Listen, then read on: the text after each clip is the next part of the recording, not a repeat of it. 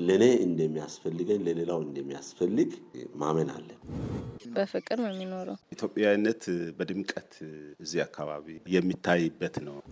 የብዙ ብሔር ብሔረሰቦች ቤትም የሆነበት ምክንያት ያ ነው። ሁንም ያው ፍቅራችን ነው።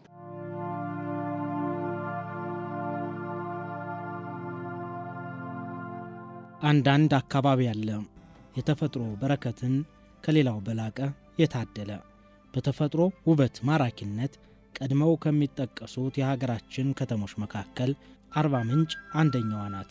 ለከተማ ምስረታ ዋነኛ መነሻ የሚሆነውን ውሃማ አካል በገፍ ታድላለች። በአናቷ ሽንጠ ረዥሙ አባያ ሐይቅ ተንጣሎ ሲገኝ፣ ደቡብ ምስራቃዊ ክፍሏ ደግሞ በአሳ ሀብት በተሞላው ለጋሱ ጫሙ ሐይቅ ይታጀባል። ውሃ ካለ ልምላሜ መኖሩ አይጠረጠርምና ተትረፍርፎ በሚገኘው የውሃ ይዞታዋ ምክንያት ዙሪያ ገባዋ በእጽዋት የተሸፈነ ነው። አርባ ምንጭን ግራቀኝ የሚያስተውል ተመልካች በጥቅጥቅ ደን የአይኑን የልምላሜ ገጽታ ጥማት ያረካል። የውቢቷ ከተማ ሳቢነት በዚህ ብቻ አያበቃም። በከተማዋ ምዕራባዊ አቅጣጫ በግርማ የሚታየው ተራራም እንደ እናት ክንድ ከተማዋን እቅፍ ድግፍ አድርጓት ይገኛል። አርባ ምንጭ ከተማ የእግዜር አመሃ ያለው ገጣሚው ወዶ አይደለም። የተፈጥሮ በረከት ያለ ስስት የሚገኘው በዚያ ነው። አንዳንዴ በል ሲለው የተፈጥሮ ችሮታ መዳፉ ስስት አያውቅም። አርባ ምንጭ ሁሉን ካሟላው ተፈጥሯዊ ጸጋዋ ባልተናነሰ በእንግዳ ተቀባይነትና በአብሮ የመኖር ሴት የታደለች ናት። ዋና መናገሻቸው ያደረጓት ጋሞዎች በሰው ወዳድነታቸው የተመሰገኑ መሆናቸው በዘመናት ሂደት ተመስክሯል።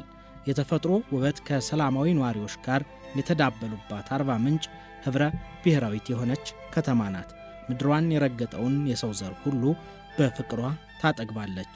ጥልቅ በሆነው ሰላሟ እንግዳን ቤተኛ አድርጋ ማኖርን ታውቅበታለች። ከሰሜን ወሎ ወደ አርባ ምንጭ ሄዳ የምትኖረው አልታሰብ አማረ ስለ አርባ ምንጭ ተቻችሎ የመኖር እሴት ስትናገር በሞቀ ስሜት ነው። ወይ መናገራችን ክርስቶስን በጣም ምርጥ ሀገር ነው፣ የፍቅር ሀገር ነው። ሁሉም ሰው እንግዳነት እንዲሰማ ያደርግህ። በጣም መልካም ህዝብ ነው። እውነቴን ነው የምነግርህና ደስተኛ ነኝ። ምን ያህል ጊዜ ሆነሽ? 10 ዓመት። መልካሞች ናቸው፣ ክፋት የለባቸውም፣ ጥሩ ናቸው። አሁን አንቺ ከወሎ ነው የመጣሽው? ከተለያየ ቦታ የመጣ ሰው ነው የሚኖረው? ሁሉንም የምታገኘው እዚህ ቦታ ላይ ነው። በጣም የተለያየ ብሔር ታገኛለህ። ሁሉም ግን በፍቅር ነው የሚኖር። ደስ ይላል። እኔ ችግር ቢያጋጥመኝም ብታመም ምንም የተለየ ነገር ሰው ሀገር እንዳለ ወይም ከአካባቢ እንደራኩኝ አይደለም የምኖር ያለሁት። እግዚአብሔር ይመስገን በጣም ደስተኛ። አርባ ምንጭ ከተማ ከ60 ዓመት በፊት በፊት አውራሪ አእምሮ ስላሴ አበበ እንደተቆረቆረች ይነገራል። አርባዎቹ ምንጮች ከሚፈልቁበት ስፍራ የተቆረቆረችው ውቧ ከተማ የአባያ ሐይቅ ከተንጣለለበት ቦታ የነጭ ሳር ብሔራዊ ፓርክ ታክካ ምስረታዋን አድርጋለች።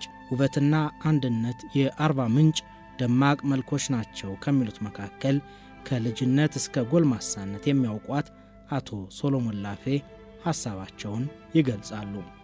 አብረን ስንኖር ያምረናል። ለኔ እንደሚያስፈልገኝ ለሌላው እንደሚያስፈልግ ማመን አለብኝ። ለኔ ብዬ ካልኩት አጥፊ ነው የምሆነው። ስለዚህ ሌላ አካባቢ ላይ አሁን የሆነውን እያየን እሱ አገርን እየጎዳን አካባቢን እየጎዳን እዛ ብቻ አይደለም የሚጎዳው። እንደ ኢትዮጵያ አይን አፍንጫ ስመታ አይን ያለቅሳል። እኛ አይን፣ አፍንጫ፣ እጅ፣ እግር በቃ ምንም ለያይ ሰዎች አይደለም። አርባ ምንጭ ከተማ ከቀዳማዊ ኃይለ ሥላሴ ዘመነ መንግስት ጀምሮ የተለያዩ አስተዳደራዊ መዋቅሮችን ማዕከል ሆና ቆይታለች። በእነዚህ ጊዜያት ልዩ ልዩ ብሔር ብሔረሰቦችና ሕዝቦች መዳረሻ መሆኗን ታሪካዊ ዳራዋ ይናገራል። የሁሉንም ወግና ባህል በማክበር በሰላም የኖረች ትንሿ ኢትዮጵያ እየተባለች ትወደሳለች። አርባ ምንጭ እንደ አየር ንብረቷ ሁሉ ፍቅሯም ሞቃት ነው የምትለው ወጣት መታሰቢያ ደለለው ናት። በጣም በጣም በጣም ምርጥ ነው። እኔ ደርሶብኝም ስላየው ብዙ እኛ ከሌላ እንትን ጋርም ግጭት ውስጥ ገብተን በእርቅ ነው ከህግ ይልቅ የሀገር ሽማግሌ ገብቶ ነው ያስታረቀን። ብዙ ህብረተሰብ አለ፣ ቅይጥ ነው፣ በፍቅር ነው የሚኖረው። የአርባ ምንጭ ከተማ የመቻቻልና የሰላም ደሴት ናት የሚሉት በርካቶች ናቸው። ሰላምና ጸጥታዋ፣ አብሮ መኖርና ፍቅሯ ሞቃት ነው ይላሉ። ይህ ደግሞ ለማህበራዊ መስተጋብሯ የላቀ ሚናን ተጫውቷል። ህብረ ብሔራዊነቷን አጠናክሮ ቀጥሏል። አቶ ኮሜኮታ የአርባ ምንጭ ወረዳ ሰላምና ጸጥታ ጽሕፈት ቤት ኃላፊ ናቸው። ከተማዋ የአንድነት መልኩ ናት ሲሉ ይናገራሉ። ለእንግዳ ቅድሚያ የመስጠት ባህልም በዚያ በገፋ አለ ባይ ናቸው። ስለ ጋሞ አንድነት ሲነግር ያው አብሮ ተቻችሎ ተከባብሮ በአንድነት የሚሰራ ህዝብ ያለበት ነው። ከተለያየ ሀገራትም ሰው ቢመጣ ያንን ቅድሚያ የሚሰጥበት፣ እንግዳ ሲመጣ ቅድሚያ ነው ለእንግዳ የሚሰጠው። ከአዲስ አበባ ተጉዘን ከተማዋን ስንቀላቀል አርባ ምንጭ የነጻነት ስሜትን የሚያላብስ መንፈስ የተሞላች ሆና አግኝተናታል። የጋሞ ህዝብ ምድራችን የረገጠ ሁሉ ባይተዋርነት ሊሰማው አይገባም የሚል በትውልዶች የተወራረሰ እምነት ያለው ስለመሆኑ ከብዙዎች አንደበት ሰምቻለሁ። አብሮ መብላት፣ መጠጣት፣ በመተባበርና በጋራ ሰርቶ ማደግ የሚለው አመለካከት ያልተጻፈ የጋሞዎች ህግ ይመስላል። የሀገር ሽማግሌው ዳሮ ካኦ ኤልዶ ኤማኔ ተከታዩን ይላሉ። ጋሞ ትልቅ ባህል አለው። ባህሉን የሚያከብር ወጉን የሚያከብር ከተለያዩ ህዝቦች ጋር ከተለያዩ ብሔር ብሔረሰቦች ጋር በሰላም የሚኖር ፈሪሃ እግዚአብሔር ያለ ሰውን በስብዕናው የሚያከብር በኢትዮጵያዊነቱ የሚያከብር ሌላ ምንም አይነት ነገር የለም። እንግዳ የሚባል ነገር ጋሞ ውስጥ ማንም ቢመጣ እንግዳ ብለን ለየት ተደርገው የሚታይበት ሁኔታ የለም። ኢትዮጵያዊነት በድምቀት እዚህ አካባቢ የሚታይበት ነው። በጋሞ ምድር አንድ ትልቅ ነገር አለ። ጎሜ የሚባል ነገር አለ። ጎሜ ማለት ኃጢአት ማለት ነው። እሱን በጣም ነው የሚፈሩት። ምክንያቱም ሰው በስብዕናው በሰውነቱ ሰው መሆን ብቻ በራሱ በቂ እንደሆነ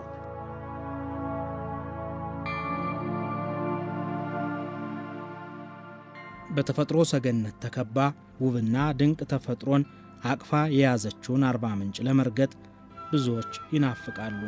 ያዩዋትም ውበትና ሰላሟን አጉልተው ይመሰክራሉ። አቶ አልታየ አባቡ በዚያ ኗሪ ናቸው። የአርባ ምንጭ ከተማ ህዝብ በመከባበርና በመተሳሰብ የመኖር አስደናቂ ዘይቤ ያለው ነው ይላሉ። በስማና እንግዲህ ብዙ አገር ዞሬ አይቻለሁ። ስለ አርባ ምንጭ ቃላት ያጥረኛል። በጣም ያለው ህዝብ ሁሉ ሰው እንኳን የተኛው ብሔር ነው ብሎ መለየት አይቻልም። እዚህ ተወላጁም ሌላውም በቃ አንድ ቤተሰብ ነው፣ እንደ አንድ ቤተሰብ ነው። እንኳን ይሄ የናንተ ሀገር ነው ይሄ የኔ ሀገር ነው የሚባል ህዝቡ በጣም የፍቅር ሰው ነው። ሰውን በጣም ያከብራል፣ ይቀበላል። ከወጣቱ ጀምሮ እስከ አዋቂ ሽማግሌ ድረስ ያለው በጣም የፍቅር ህዝብ ያለበት አካባቢ ነው። በጣም ፍቅር የሞላበት አካባቢ። በታላቁ የኢትዮጵያ ስምጥ ሸለቆ ውስጥ የምትገኘው አርባ ምንጭ ከተማ ሴቻና ሲቀላ የተባሉት መንደሮቿ በከተማዋ በስፋት የሚታወቁት ሰፈሮች ናቸው። ሳቢ በሆነው አቀማመጧ እየተደመምን በሰፋፊ ጽዱ ጎዳናዎቿን ተከትለው እንደ ዣንጥላ በተዘረጉት የተንሰራፉ ዛፎች ታጅበን መንቀሳቀሳችን ቀጥለናል።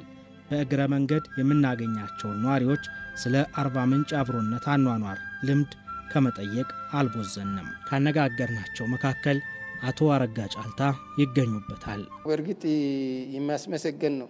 አሁን ይሄ አርባ ምንጭ ከተማ በተለይ ብሔር ብሔረሰቦች ያለበት ከተማ ነው። ብዙ ብሔሮች አሉ እዚህ። አርባ ምንጭ ሰላም ከተማ እንድትሆን ነባርና ጥንታዊ ባህሎች አስተዋጽኦ አድርገዋል። ይህ ደግሞ በትውልዶች ቅብብል የዘለቀ ነው።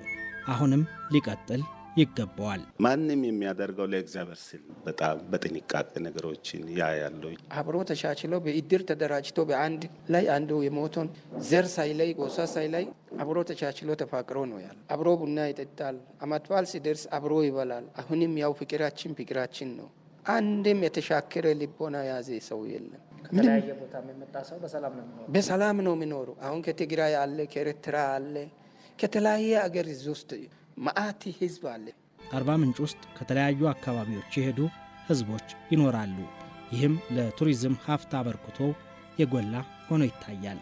የአርባ ምንጭ ከተማ መስተዳደር ባህል ቱሪዝም ኃላፊ አቶ አስሬ ካንኮ ከተማው ላይ የሌለ ብሔር ብሔረሰብ የለም። በርካታ ከኢትዮጵያ የተለያዩ ብሔር ብሔረሰቦች እዚህ በፍቅር እውነቴን ነው የምላችሁ በፍቅር የምኖርበት ነው። ከየት መጣ ተብሎ ሰው አይጠየቅም። በያለበት ቦታ ሁላ ምንድን ነው እከሌ ከየት መጣ እከሌ ማን ነው የሚል ጥያቄ አይቀርብም። አርባ ምንጭ ሶ በቃ እንደ አንድ ኢትዮጵያዊ በሰውነቱ ብቻ ተከባብሮ የምኖርበት ነው። ፍቅር፣ አንድነትን ተቻችሎ የሚኖር መሆኑን ጭምር የሚገልጽ ስለሆነ ቱሪዝም ዘርፉ ላይ እውነት ለመናገር ይህን ለመጎበኘት እያሉ ገጠሩ ድረስ እየዞሩ ብዙ ነገሮችን ጥበብ ስራዎችን ጭምር የሚጎበኝ ነው።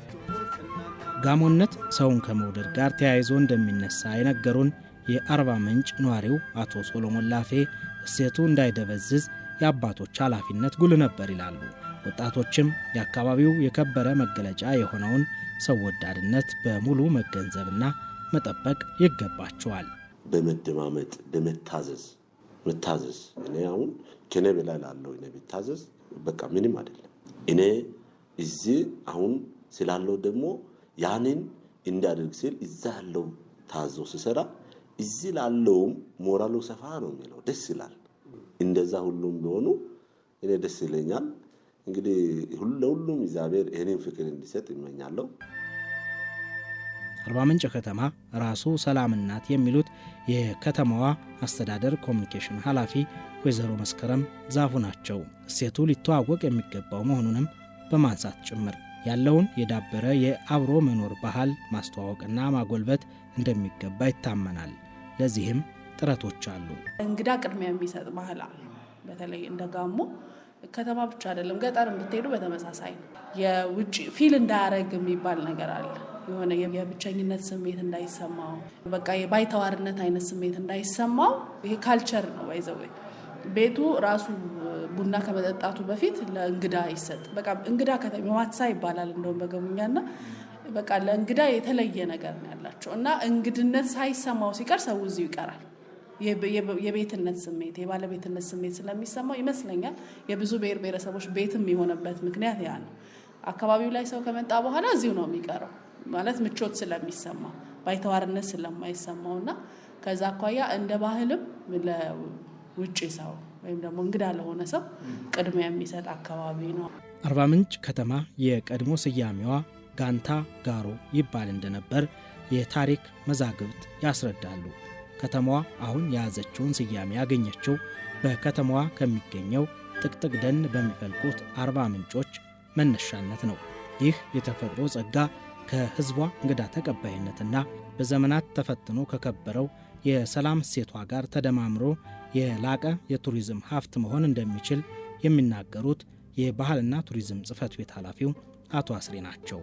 ከቱሪዝሙ ጋርም ተያይዞ ባለው ነገሮች ላይ ከብሮሸሮችም ለብዙ መድረስ የሚችል ስለሆነ ከብሮሸርም ጋርም በተለያዩ ህትመት ሚዲያዎች ፌስቡክ ራሱ ገጽ አለን። አርባ ምንጭ ከተማ አስተዳደር ባህልና ቱሪዝም ጽሕፈት ቤት ተብሎ እዛ ላይ በተለያየ ጊዜ በአማርኛ ነው የተጻፈው። እዛ ላይ ደግሞ መልእክቶች፣ የተለያዩ የሚሰሩ ስራዎች የሴክተሩ ቱሪዝም መስህቦችም ጭምር የምናስተዋወቅበት የፌስቡክ ገጽም አለን። ከዛ ባለፈ እውነት ለመናገር በዚህ ዓመት ብቻ ወደ 20 በላይ ነው በድግግሞች በብዙሃን መገናኛዎች ቱሪዝም መስህቦች በተለያዩ ቴሌቪዥኖች እንዲተላለፍ የተደረገውና በተለያዩ ኩነቶች ምክንያት ጋር ተደርጎ ማለት እና የማስታወቅ ስራውን በቱሪዝም ዘርፉ በሰፊው እየሰራ ነው። ስለዚህ ዋናው ቁልፍ ሚና መጫወት ምንድነው? አርባ ምንጭን ወይም ጋሞና ሰላም የአንድ ሳንቲም ሁለት ገጽታዎች ናቸው። ይሄን ሰላም የማስጠበቅ ስራ ቁጥር 1 ተግባሩ ነው። ለቱሪዝም መስፋፋት እድገቱም ቁልፍ ሚና ሰላሙ ስለሚጫወት ሰላሙን የማስጠበቅ ስራም ጭምር እየሰራን ነው ያልነው። የአርባ ምንጭ ከተማ የጋሞ ዞን መዲና ስትሆን ከአዲስ አበባ በስተደቡብ በ505 ኪሎ ሜትር ከሐዋሳ ከተማ በስተደቡብ ሆና በ275 ኪሎ ሜትር ርቀት ላይ ትገኛለች። ለኮንሶ ዞንና ለደቡብ ኦሞ ዞን ዋና መተላለፊያ ስትሆን በቀደምት ጊዜ የአሁኑን አንጋፋውን የአየር ማረፊያን ጨምሮ የባህር ትራንስፖርት የሚሰጥባት የስልጣኔ አሻራ ያረፈባት ከተማ ናት። በዚህም የተነሳ ልዩ ልዩ ማህበረሰቦች ምርጫቸው አድርገው እንዲኖሩባት ምክንያት ሆኗል።